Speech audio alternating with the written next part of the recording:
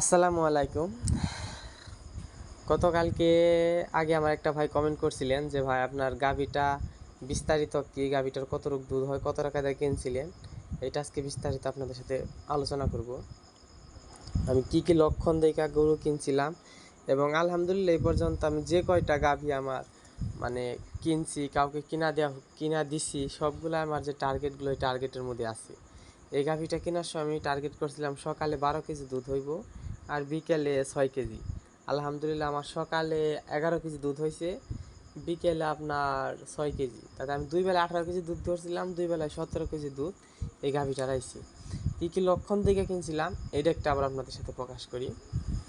যেমন এই যে গরুর উলানের চামড়াটা কিন্তু খুব পাতলা, দেখে এখন কিন্তু উলানের চামড়াটা টান দিলে একেবারে হাতের সাথে এসে পড়তেছে। বর্তমানে ও দুধ দোয়ানি বন্ধ, 6 মাসের গাভ আছে।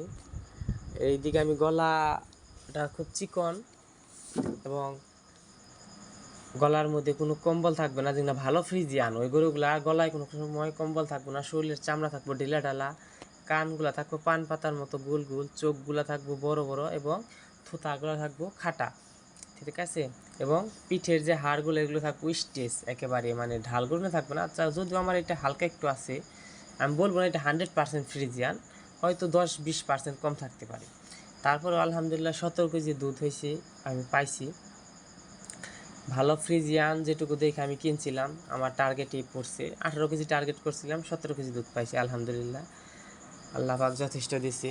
দুধের শিরাটা সবসময় আপনারা খেয়াল করবেন, যে গরুগুলোর দুধ হয় ওইগুলোর দুধের শিরাতে যেরকমভাবে মানে ছিদ্রতে আঙ্গুলটা আপনার ভিতরে যাইব, ওইগুলা যদি আপনার কিনেন তাহলে আপনি কখনোই লসে পড়বেন না। যে গরুগুলার মানে দুধের শিরা মোটা ওই গরুগুলা। পাশাপাশি আমার যে সারটা, এইটা আমি 67,000 টাকা দিয়ে কিনছিলাম রমজানের 1 সপ্তাহ আগে।